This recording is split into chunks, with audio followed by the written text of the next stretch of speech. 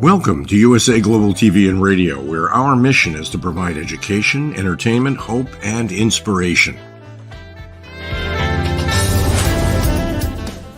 USA Global TV and Radio connects you with experts and audiences all around the world every single day to help you succeed in business and to live a richer life. Visit us at usaglobaltv.com to learn about career and life-changing training and mentoring programs like the Listening Mentor. Subscribe to our newsletter to stay informed about our special programs and offers. Discover how you can become a guest on one of our shows or a host or producer of a USA Global TV and Radio show of your very own. That's USA Global TV and Radio, where the doctor is always in.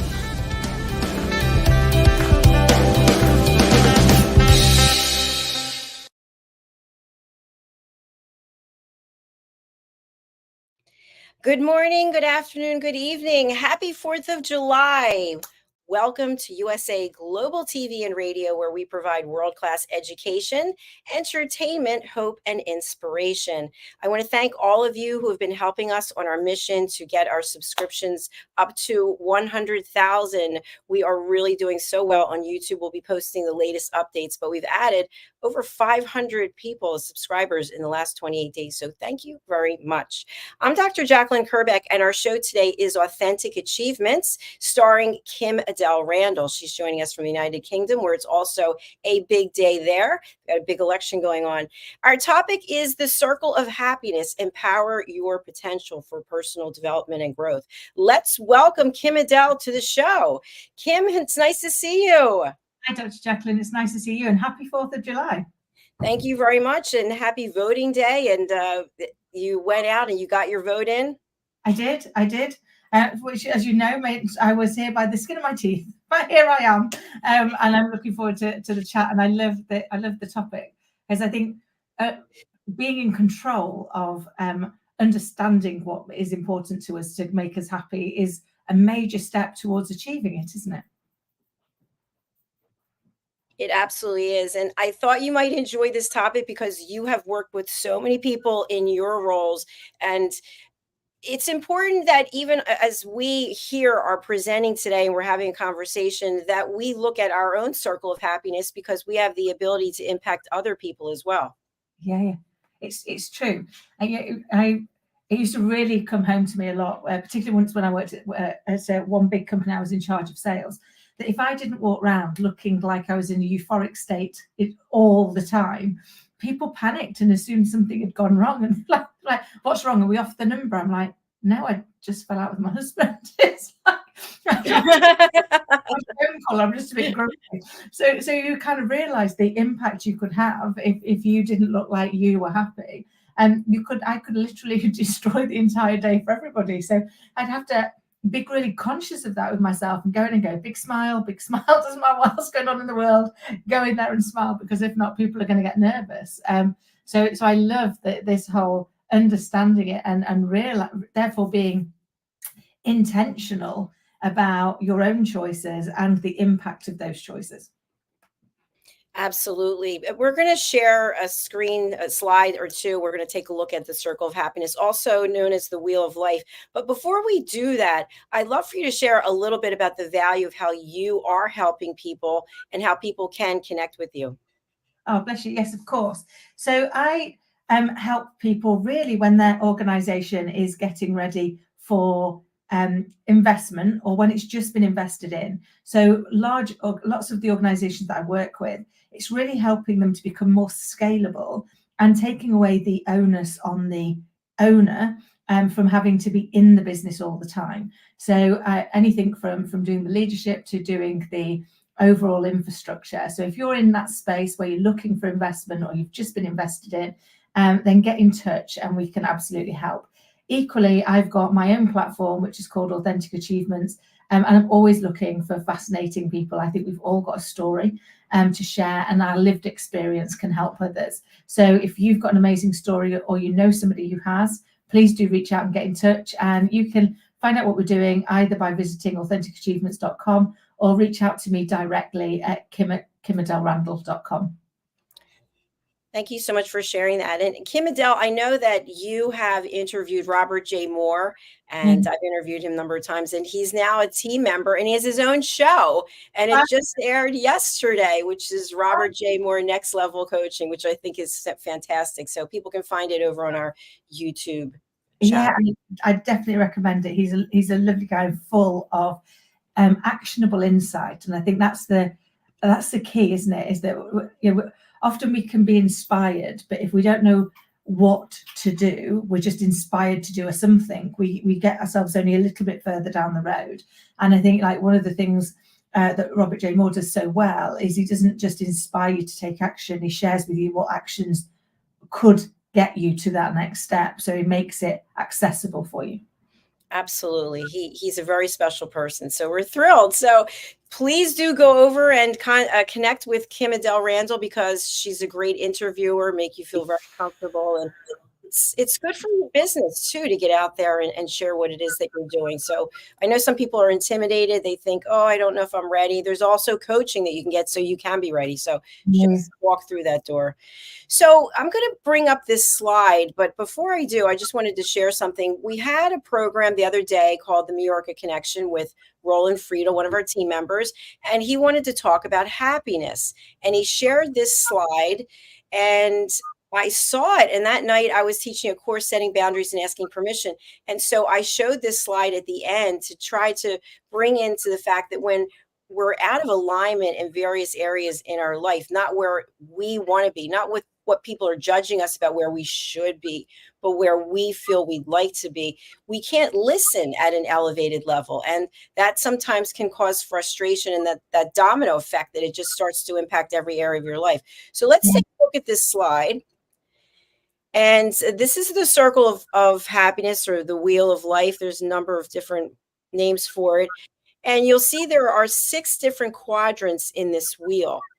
And as Roland described, the quadrants in the blue are like rubber balls, meaning that you can drop them and then they can come back up. So you can lose your money, you can lose your career, you can lose your lifestyle, but you can get it back. Whereas the ones in yellow, relationships, health, and personal development, are crystal balls. And when they break, that has a major ripple effect through your life. So Kim-ADELE, what I'd love to do here, if you're open to it, is we'll each pick one of these quadrants, and then you'll see there are numbers is 0 to 10. And of course, that's the happiness scale. So in each of these areas, how satisfied, how happy do you feel you are today? And then you don't have to share the number if you don't want to, but you can. And then the goal would be to have that same score all the way around. Now, what I didn't get to ask Roland was, let's say you picked 2, like your health was a 2 and everything else in your life was a 2. Does that mean that your happiness, you're satisfied because the wheel can keep rolling even though it's a 2? What are your thoughts? I don't know, because if it was all just a 2, then that would feel quite sad, wouldn't it? That you've got no, but I guess if they're all a 2 and you can have a plan to how to make all of them a 3 and then all of them a 4, maybe that's it. Maybe you get the wheel to build momentum, as opposed to I'm at a 2 and I'm staying at a 2. But yeah, I can absolutely see how, when one of them's out of kilter, it'd be a little bit like driving a car with a flat tire, wouldn't it? It'd be a little bit bumpy as you go along that road. Absolutely, absolutely. And then I think I'm sorry, go ahead. Sorry, I was going to say, life does sometimes feel like that, doesn't it? Like you're driving a car with a flat tire. It's so true. And I also want to point out that at any point in life, these can change. So depending on what you're doing, where you are, what's going on in your life, these numbers could change. So why don't you pick one and I'll pick one, and then we can discuss. What would you like to start with? Oh, where am I going to go? I'm going to go with personal development. Okay. And I would say at the moment, I'm probably about a 6 or 7. I'm probably 6.5. I'm somewhere in between the 2. It's not where I'd like to be. It's where I am. I find myself shoulding all over myself. So we've talked before about that unsolicited feedback and where people tell us what we should do. I am particularly guilty of doing that to myself.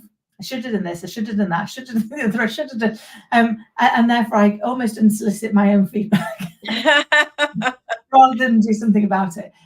So I know what I would like to be doing in my personal development, and I try and make sure I read half an hour of a book every day, or listen to it on Audible or something. But that will be the one thing, if I'm honest, that I put down if one of the others is out of kilter. And then I get frustrated with myself that I've put it down. So that's why it's probably at a 6.5, 7 versus where I'd like it to be, because I know right now, if I'm really honest, I've put it down. And it's been the thing that I've allowed to go on the pending pile instead of the to-do list, because I'm focused in one of the other areas instead. Thank you for sharing that. I'm wondering, when in your life were you a 7, 8, 9, or 10, if at all? Oh, great question. So I think for me, personal development has always been really huge. I am a lifelong learner. I'm also what I used to call a course junkie. I love a course. That's why I could do random things with people like, how do you know how to do that? I was like, I don't know. I thought I'd learn. I was joking with somebody the other day that Scarlett and I had wallpapered our lounge wall together, and they went, "You wallpaper?" And I was like, "Yeah, I learned." Why would you learn that? It's like, well, I thought it was a useful skill to have. I thought it would be helpful. So I think for me, it's always been a way I defined myself, and particularly because, as you know, I've shown this show so many times before, I struggled for so many years with my opinion of myself and my self-belief, that one of the ways that I tried to get past that was to learn loads and loads of new things. And so I have now got a random set of skills where people are like, right.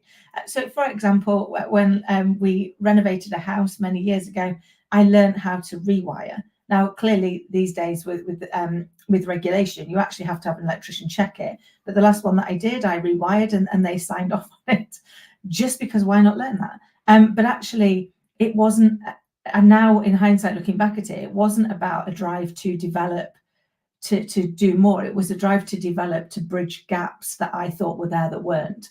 And so I think there was an element of conscious choice of taking a bit of a step back from that. And then I started to put more bits in. But for me, the 2 bits of advice that I try and live my life by, which came from my grandparents, and my nan said, make every day a school day. So in every day, learn something.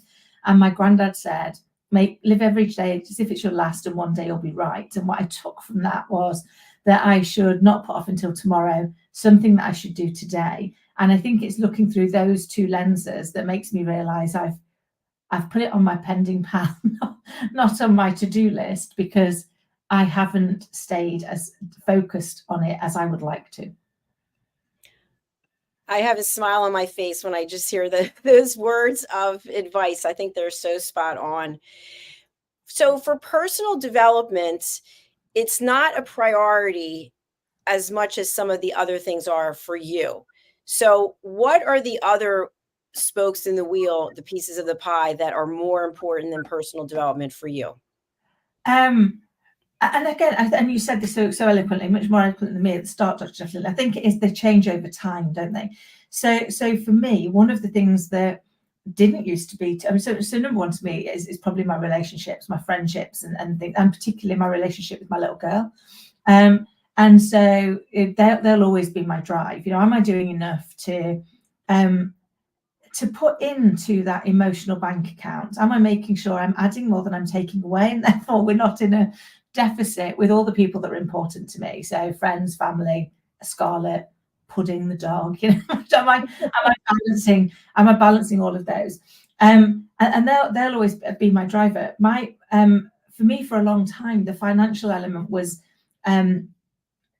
perhaps something that I spent a bit less time thinking about, and possibly that was, if I'm honest, from a position of perhaps not being conscious, not being grateful. So I had big corporate jobs. Yes, I worked stupid hours, but I had big corporate jobs, and therefore you had a certain lifestyle. Finances weren't a challenge.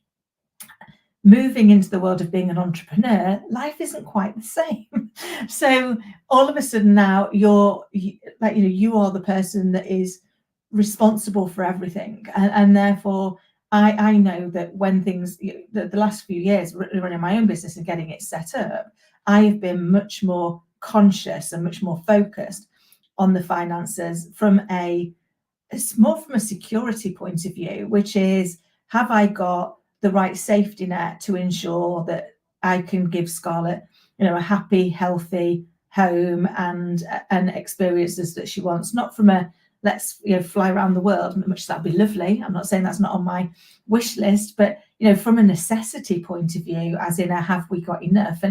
And being being a single mum and a single mum and entrepreneur, finances has definitely turned up its volume in the last few years. I'm very much more consciously focused on it, but more in how it plays into, therefore making sure I can make healthy lifestyle choices, making sure that I can invest time, because as a business person, the time that we're not spent in our business is time we're not earning anything to build anything else. But that time spent with Scarlett is priceless to me. So making sure that I can bring enough in here so that I can invest enough over here, it was all changed for me, the priority on that cycle.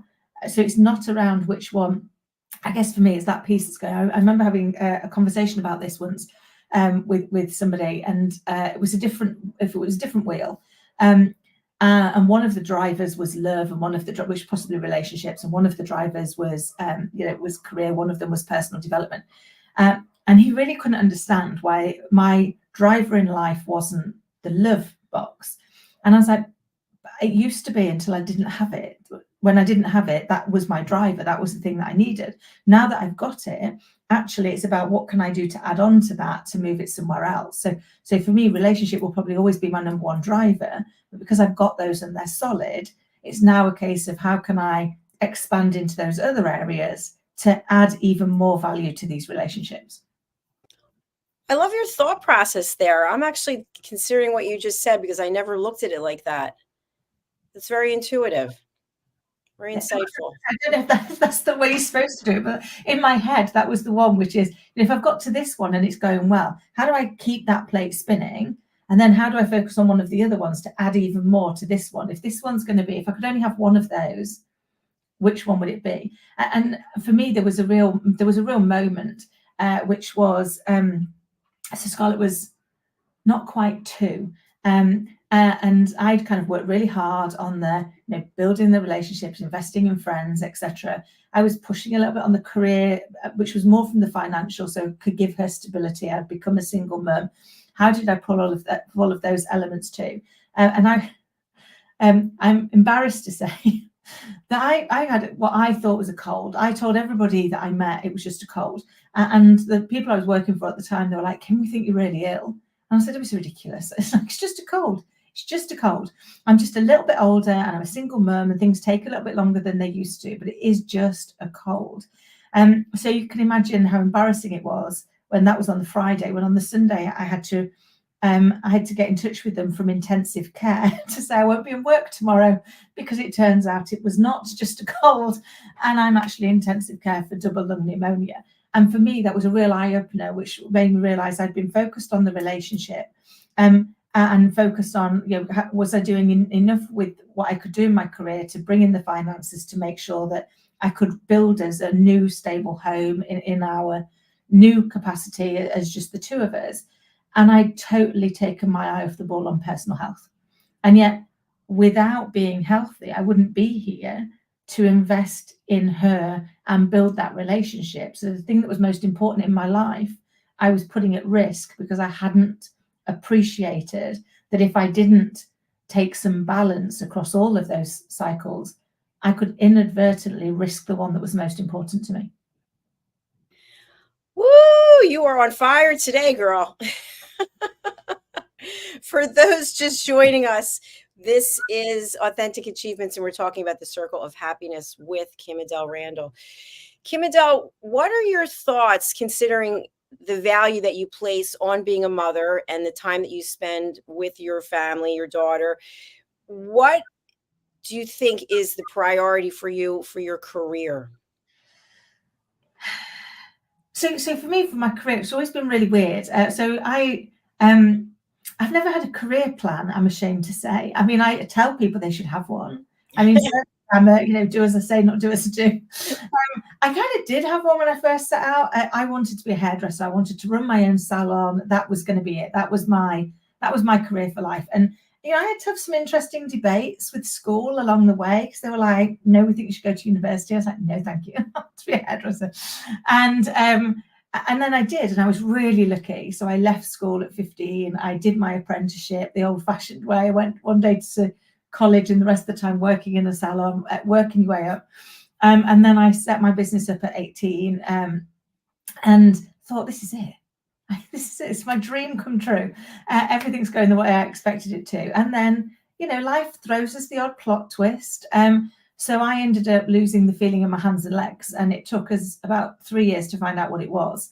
And it turns out I was allergic to perm lotion, and so allergic to perm lotion that I couldn't be there when anybody else did a perm, which, back in the 90s was a bit of a challenge because perms were in. So I ended up having to completely change my direction. And at that point, I got married for the first time, and so I sold my business. And I got a 6-month temporary contract while I worked out what I wanted to do next as a cashier at the bank, because I was like, well, yeah, that'll work. And I spent the next 25 years in either financial services or IT software, not because I had a plan, but because it was like, well, that looks interesting. I'll tootle over and see what that can do. Or that looks interesting and that pays quite nicely, so I'll wander over there and see what that can do. And so it never really was something that I had structured. So when I look at this wheel, I kind of look at it and go, it's fascinating how when I've always said life only makes sense in the rearview mirror. So I focused a lot on developing myself and my skills, just from I like to learn new things, and I want to challenge myself. And I did. I spent a lot of time focused on the finances, and the finances is one of those things where we don't always like to talk about it, do we? Because it's like, well, we don't want to say that we're interested in the money. But actually, for me, it was always what the money would allow me to do: learn more things, or travel more places, or help more people. Or so actually, if you didn't have any, you could have less impact, versus I want to have loads and have no impact at all. But I'd never really considered much specifically about what direction do I want my career to be in, which is possibly why I focused on it so much for the people that worked for me. So I have a plan and work the plan, because I've never had a plan. And I kind of feel like not everybody is going to like it that way. As you know, I'm a Myers-Briggs practitioner, and I am an off the scale P naturally. So I don't like plan. I'm hopeless outside of work. So I used to run these big organizations and be responsible for making, multi-million-pound decisions. And I would do that, and that wouldn't cause me any problem whatsoever. But get home and be asked, if we're going out for dinner tonight, what do you fancy? I'd be floored. Like, I don't know.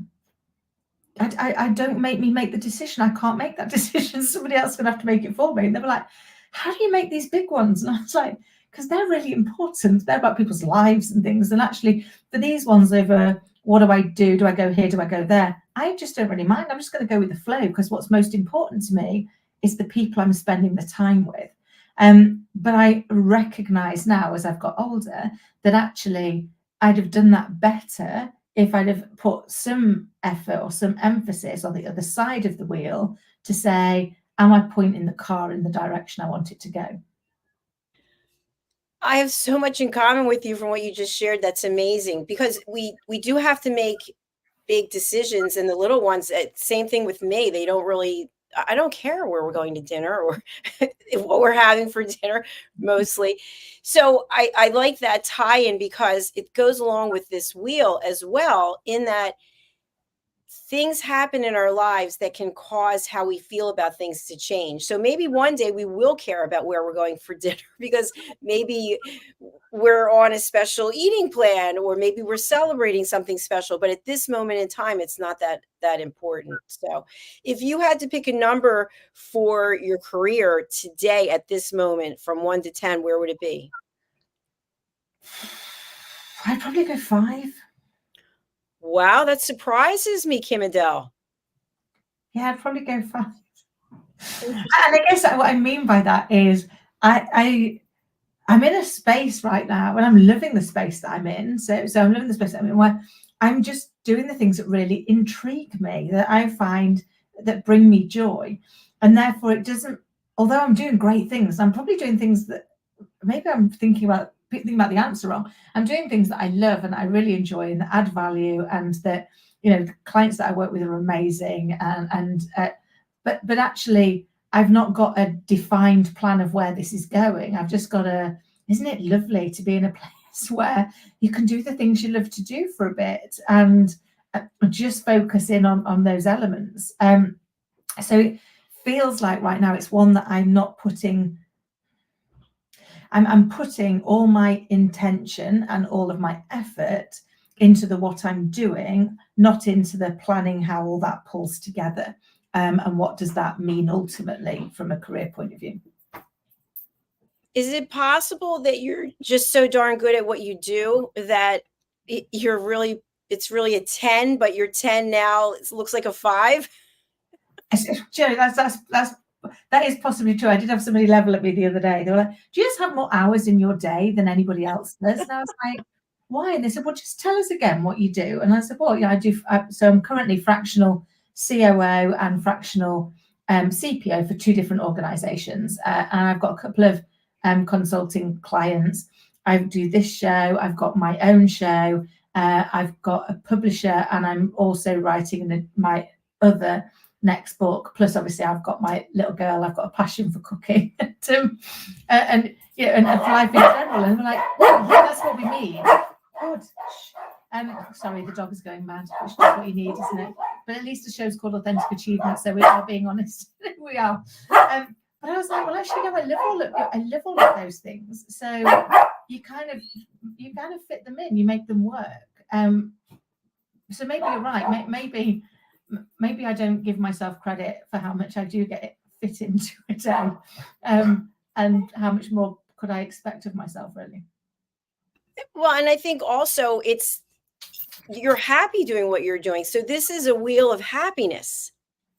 So yeah, no, you're right.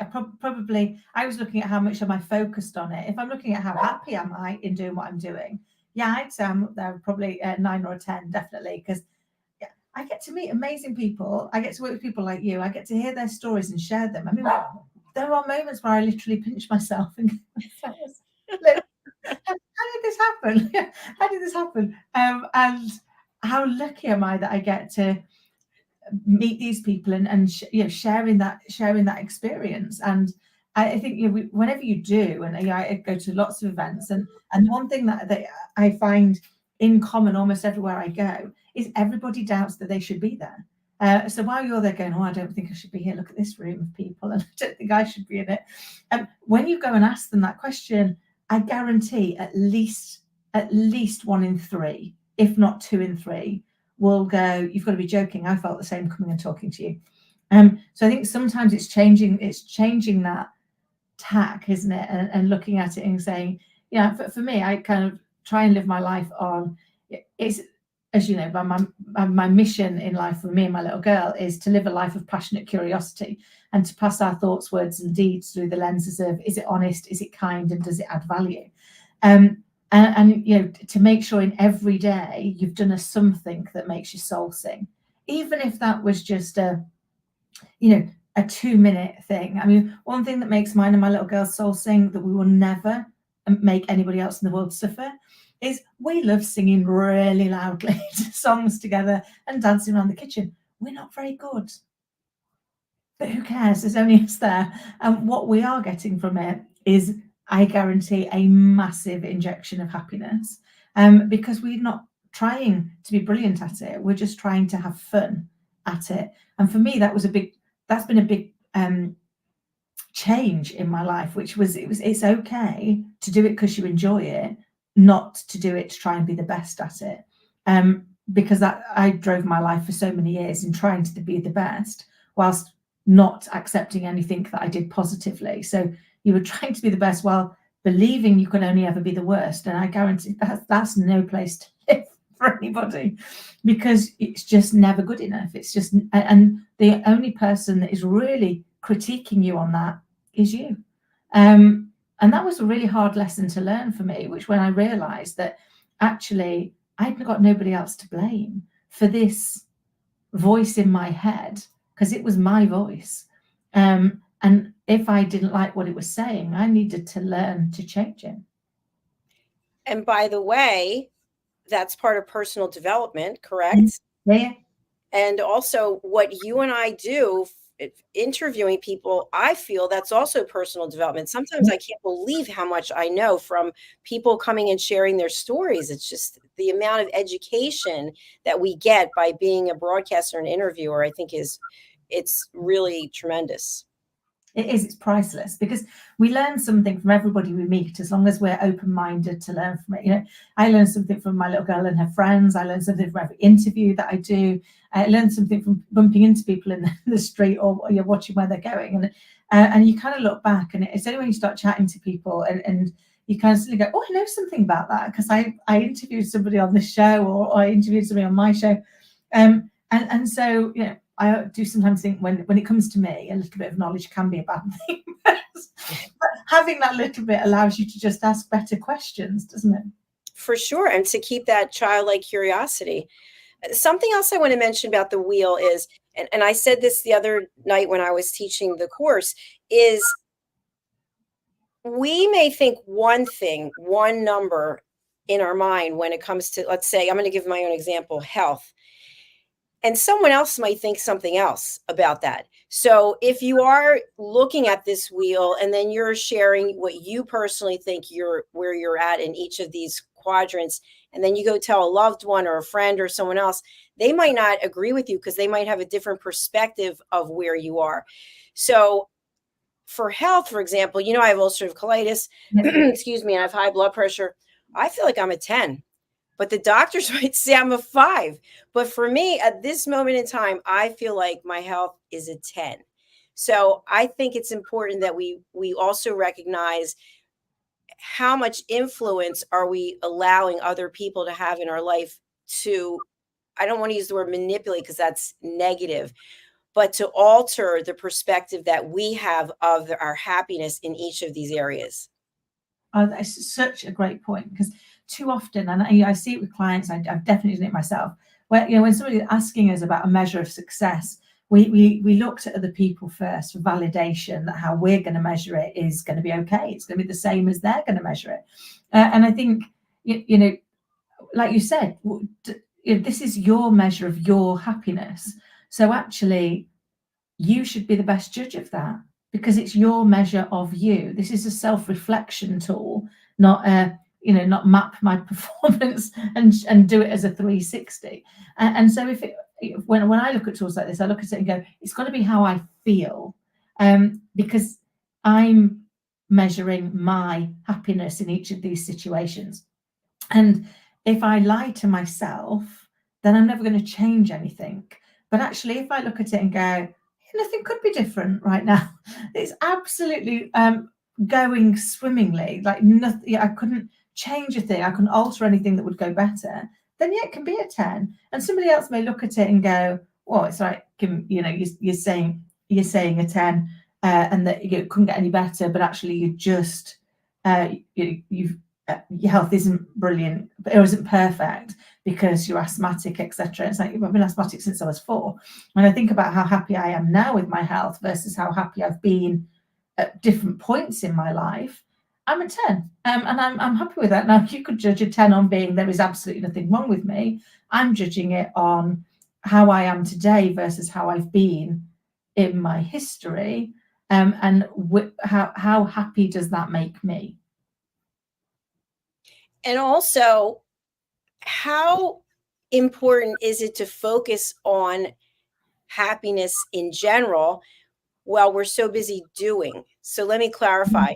So there are times in life, and I'm guilty of this as well, where my head is down in the sand and all I'm focused on are tasks, or maybe I'm looking for a new project and I'm researching, but I'm not actually consciously aware of what my happiness is because my focus is not on that. How would you describe that in another way? Because I don't know, I'm getting across. Okay, so let me see if I get that right. Yeah, I guess I'm trying to think of examples I've had. Sometimes when I am in that research mode, when I'm thinking about, I want to do a something else. I don't know what it is, but I want to do a something else. I might not at that point have known which one of those drivers I'm actually trying to do it in. I'm just in a fancy doing something. I guess for me, this is where for me personally, I'll look at it and go, something in my overall happiness says that there's a space that I could fill.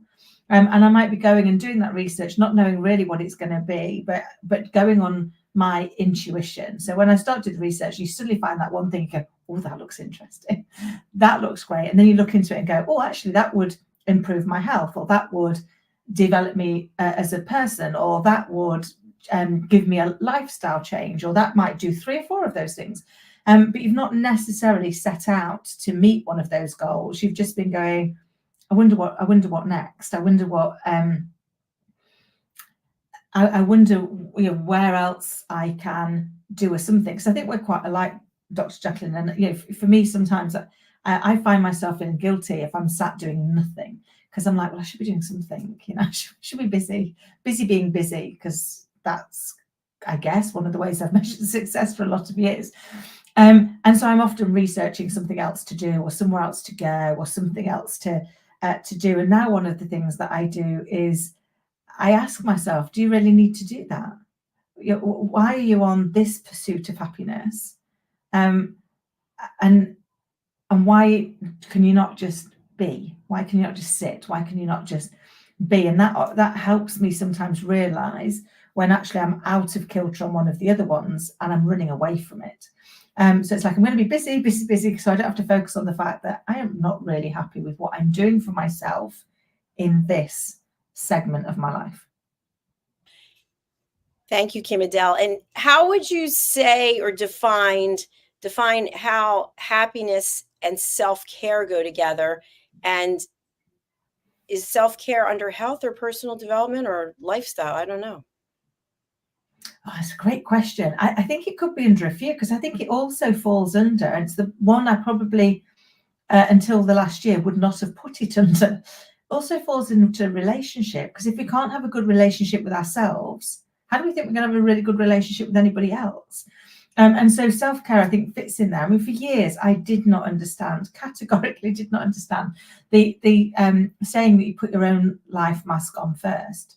Because like, well, you wouldn't do that, would you? You'd help somebody else. I mean, surely you'd help somebody that might be less capable of doing it for themselves.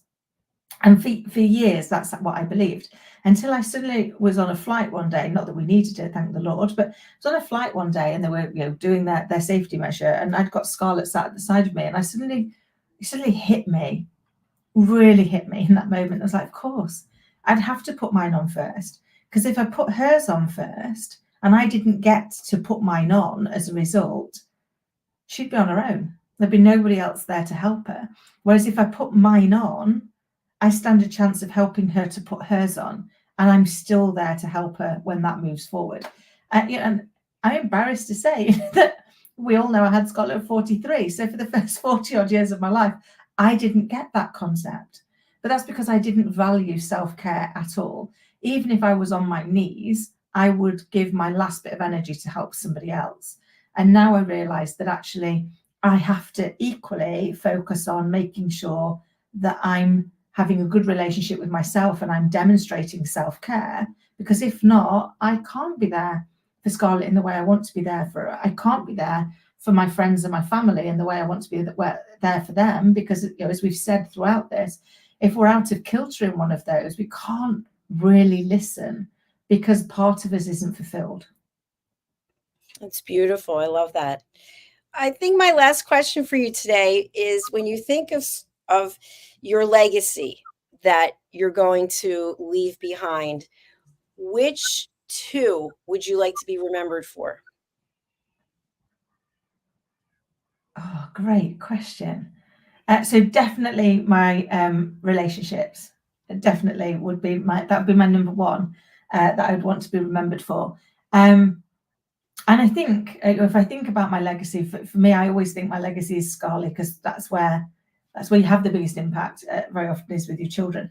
I'd like it to be the personal development, because if you can live a life of that passionate curiosity and wanting to continue to learn, then she will always be able to keep that wheel of happiness spinning, because she can learn something that will then impact one or more of any of those other quadrants. So for me, the two I would love is to demonstrate the importance of relationships and actually how much you have to give before you can take within those, and that it needs to be balanced. And the second is back to my nan and granddad, which is make every day a school day and don't put off until tomorrow what you can do today. Fabulous. What a great way to end for today. How can people reach you, and who would you like to contact you? So you can get in touch. You can find out what we're doing at AuthenticAchievements.com. You can reach out to me directly at kim@kimadelerandall.com. And I'm kind of two ways, really. So at the moment, I'm obviously always looking for fascinating guests that want to share their lived experience to inspire other people who may be going through something similar. And also working with organizations that have either just had investment or are seeking investment to really help ensure that they are scalable and saleable. So if you fall into either of those two camps, please do reach out and get in touch. Wonderful. Well, thank you so much for being here, and thank you for doing this little exercise of the Wheel of Happiness. What are your thoughts about the value of it? Did you? I love it. I think, whenever you look at something new, and as you know, I live my life in a curious space. It makes you view it from a different perspective. So I'd kind of looked at it from have I got everything planned? For example, with the career one, have I got anything planned? When you asked the different question, which was, are you doing things you're happy with? It's like, oh, actually, yeah. No, my numbers changed because I'm happy doing what I'm doing now. Yes. Do I feel I could articulate it in a plan that other people could look at and go, ticking the boxes here? No, I don't. So I think sometimes things like this are so useful to help you realize that actually, if you don't keep an eye on all of those, they're going to inadvertently impact the others. And so it's got to be in that balance to help you tie and not get flat, I guess. Yes, I love that. Help the tire not get flat. Well, you have a beautiful rest of your day, and it feels like a holiday here, I guess, because it is 4th of July, even though we're here working. But whatever it is that you have planned for the weekend, please do enjoy, and we'll look forward to seeing you again in 2 weeks. I look forward to it too. And you have an amazing rest of 4th of July. You take care. Thanks. You too. Bye for now. Bye. Please do go over and reach out to Kim-ADELE Randall. You can find her on all the social media platforms, as well as her own website, which is kimadelerandall.com. Okay, I wanted to share a few things with you. We have a brand new show, which is called Literary Insights Book Reviews. And we're doing a short program just to call out some incredible work that's been published by people on our team, people who are our guests, as well as people that we just admire their work. And we are doing our countdown for subscribers to reach 100,000. And the number is much higher now. I don't know what it is, but it's 38,400 and something, I believe. So do join us by going over to our YouTube channel, USA Global TV, and subscribe. Thank you very much. I hope wherever you are in the world that you take a few minutes to just give yourself gratitude and grace and find things to be grateful for. I'm grateful for all of you for this incredible journey that we're on here at USA Global TV and Radio. And I thank you so much for your support and for spreading the word, letting other people know about us. That's all for now. We'll be back again with our next program very shortly. See you soon. This program has been brought to you in part by Zane Carson Carruth, etiquette and protocol expert, international award-winning author, television show host, and philanthropist. Thank you to Zane, our official diamond sponsor for USA Global TV and Radio in partnership with E360 TV. Zane is the author of The World's First Tooth Fairy Ever, as well as many other children's books. She's also the television host of Elegance, Polished Demeanor, and Posh Living, seen on USA Global TV and Radio.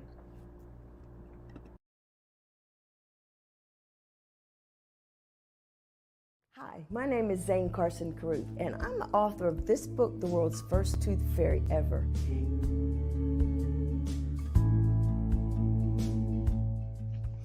Reading is magic. Studies have shown that reading to your children lays the foundation for greater success in life. Reading helps develop language and vocabulary skills. It helps improve memory, and it encourages curiosity and inspires creativity. The benefits are immeasurable, and as a parent, you'll benefit too. In only 10 or 15 minutes a day, you'll be creating more memories and a bonding experience that will last for years to come. So take time to read to your children. Read them books about things that engage and interest them. Tales of fairies and magic fascinate children, and as everyone knows, the Tooth Fairy is at the top of the list. If your child loves magic, wands, adventure, and what child doesn't, you'll love reading them books from the trademarked series The World's First Tooth Fairy Ever. Follow along as Bella, the world's first tooth fairy, accidentally starts the tooth fairy tradition. Learn the tricks of being a professional tooth fairy in the book, Bella Starts a Tooth Fairy School. Your child's imagination will soar as you read the adventures of Bella and her magic wand.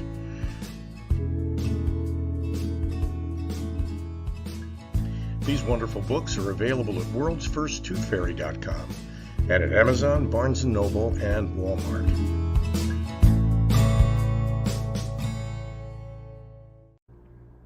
To learn more about Zane, contact her through her website, zanecaruth.com, ZANECARRUTH.com. Order Zane's books and merchandise. Contact her about being a keynote speaker at your next event.